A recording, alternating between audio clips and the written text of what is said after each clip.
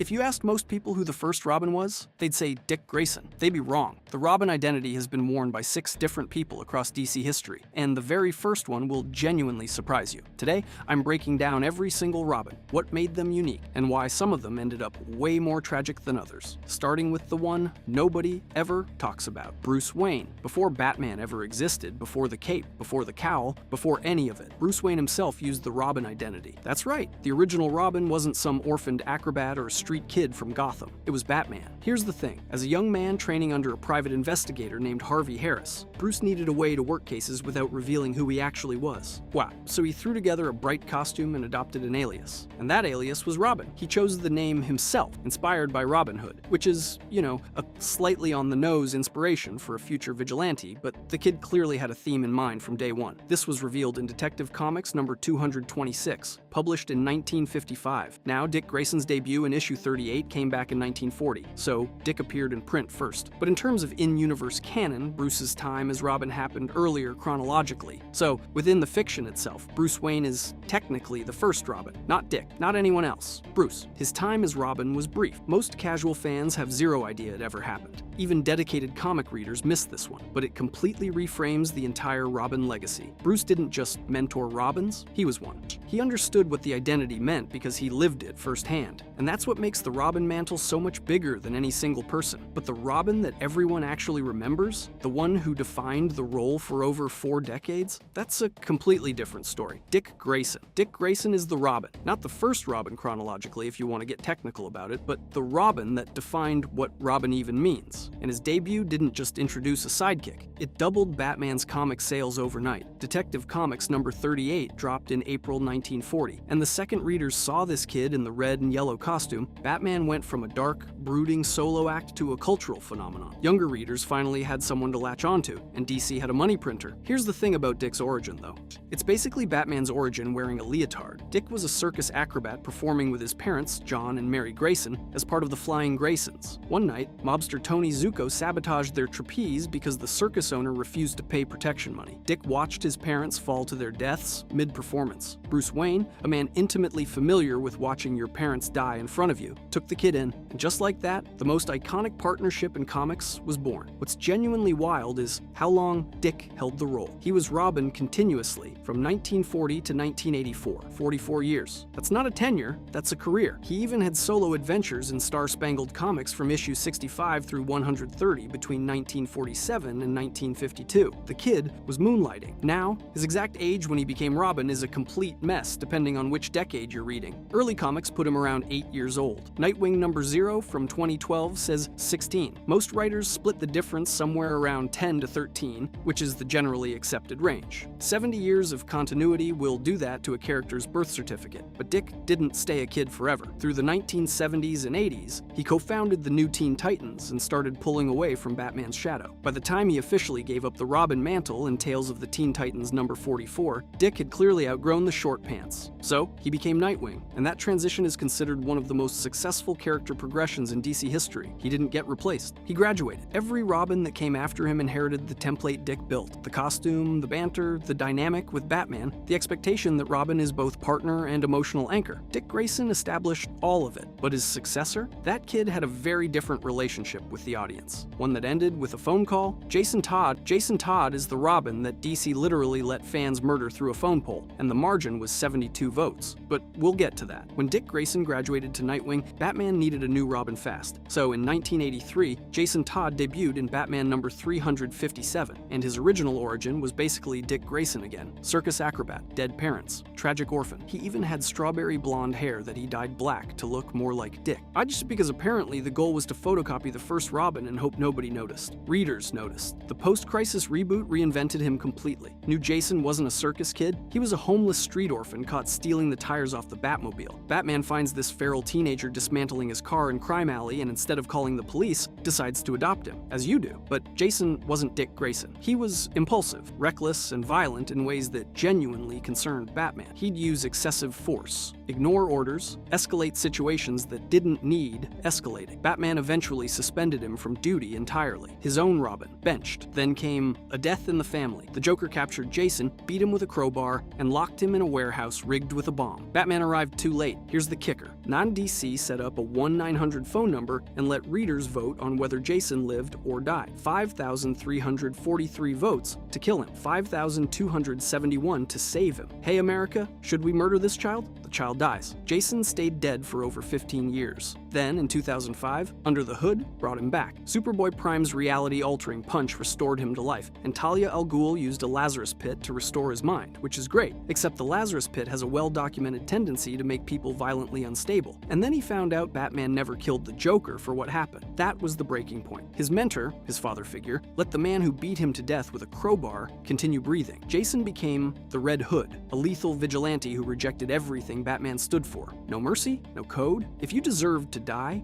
you died. The beautiful tragedy of Jason Todd is that he went from a derivative copycat nobody liked to a street kid with genuine edge, to a martyr, to a resurrection story about betrayal and broken trust. Contemporary DC has softened him into a nuanced anti-hero with a tense but partially mended relationship with the Bat family. He's still got the guns. He's still willing to pull the trigger, but he shows up to family dinners now, which is Progress.DC created a Robin so unpopular that fans voted to kill him by the thinnest margin imaginable, then spent 2 decades turning that failure into one of the most compelling characters in Batman's orbit. But if Jason's story is about what happens when Batman's Robin experiment goes wrong, the next Robin is what happens when it goes exactly right. Tim Drake, a 9-year-old, solved Batman's greatest secret. Not because he had connections or stumbled into the Batcave. Tim Drake watched years of Batman and Robin footage, cross-referenced Dick Grayson's acrobatic style with a move he'd seen at Haley's Circus as a kid, and worked backwards until he had Bruce Wayne's identity figured out. He was 9. Most 9-year-olds can't find their own shoes. Here's what makes Tim completely different from every Robin before him. Dick became Robin because his parents were murdered. Jason became Robin because Batman found him on the streets. Tim became Robin because he decided Batman needed one. Nobody recruited this kid. He looked at the situation, analyzed it like a case file, and concluded that Batman without a Robin was a Batman spiraling out of control. After Jason's death, Bruce was getting reckless, violent, crossing lines he'd never crossed before. Tim saw it happening, so he tracked down Dick Grayson and tried to convince the original Robin to come back. When Dick refused, Tim took matters into his own hands. He infiltrated a hostage situation wearing the Robin suit before he'd officially earned it. Alfred and Dick were the ones who actually put him in the costume for that first outing, but the fact that this kid threw himself into danger not for glory, but because someone had to act, tells you everything about Tim Drake. He's not the kid who wants the spotlight, he's the kid who wants the job done right. Even after proving himself, Batman didn't immediately accept him. Bruce put Tim through extensive training before officially confirming him as Robin in Batman number 442, the longest trial period of any Robin by a significant margin. Batman was terrified of getting another kid killed, and Tim had to earn it every single day. His defining trait is his detective ability, which multiple storylines present as equaling or potentially exceeding Batman's own skills. This is the intellectual Robin, the one who thinks first and punches second, the one who could probably solve your murder before the police knew you were dead. Of course, because this is a Robin, tragedy caught up. Tim's father, Jack Drake, was murdered by Captain Boomerang during Identity Crisis, because apparently being orphaned is a contractual requirement for the position. But the moment that truly defines Tim came after Bruce's apparent death during Final Crisis. Every member of the Bat family accepted Bruce was gone. Every single one, except Tim. He abandoned the Robin identity, became Red Robin, and searched the globe for his missing mentor while everyone told him he was in denial, and he was right. The same instincts that let a 9-year-old crack Batman's identity told him something was wrong. He trusted those instincts over literally everyone around him, and he found Bruce Wayne. That's Tim Drake, the Robin who wasn't chosen by tragedy or bloodline, the Robin who chose himself,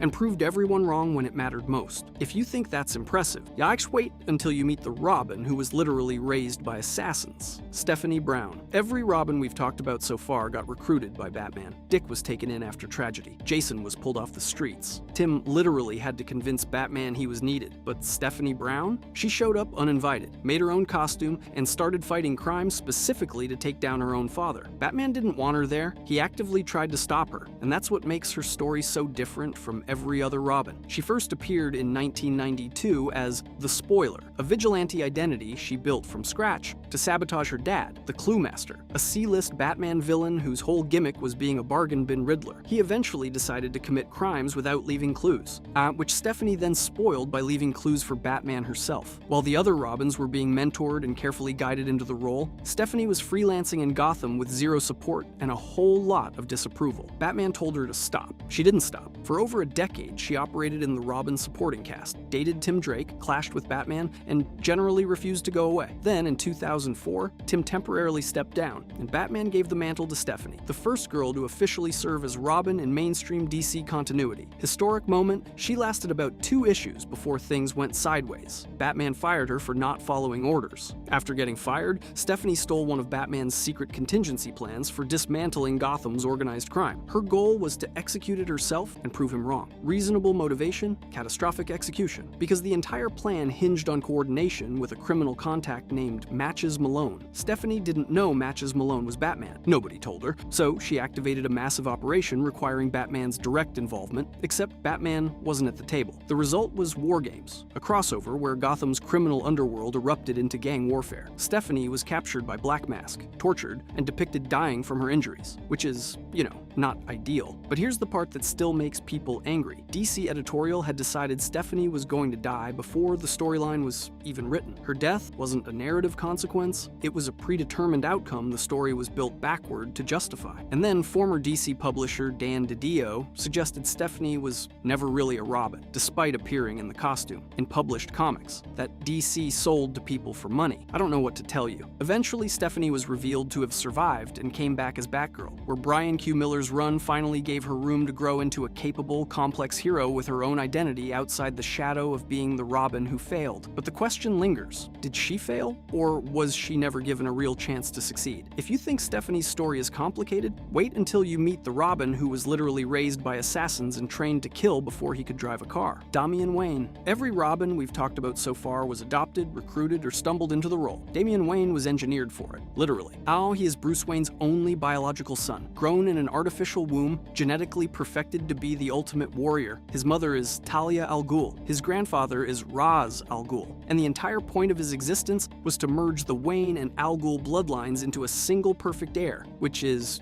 not a normal way to start a family. For the first 10 years of his life, Talia kept him inside the League of Assassins, where he trained in martial arts, weapons mastery, and actual assassination techniques from the moment he could walk. By 10 years old, Damian Wayne was a fully operational killer. He had genuine contempt for human life, viewed mercy as weakness. And then his mother dropped him on Bruce Wayne's doorstep specifically to cause chaos. Here's your son. He knows 14 ways to kill you with a pencil. Or good luck. The character technically first appeared as an unnamed infant in the 1987 graphic novel Batman, Son of the Demon, but Grant Morrison fully reintroduced him in Batman number 655 in 2006, and that's where the real story begins. Damian showed up arrogant, violent, and completely unwilling to follow Batman's rules. He didn't understand why Batman refused to kill. He thought Tim Drake was beneath him. He thought everyone was beneath him. But here's where it gets interesting. Damian didn't become Robin under Bruce. When Bruce was believed dead after Final Crisis, Dick Grayson took over as Batman and chose Damian as his Robin. And Dick's approach was completely different. Where Bruce would have tried to control Damian through authority, Dick used patience. He mentored.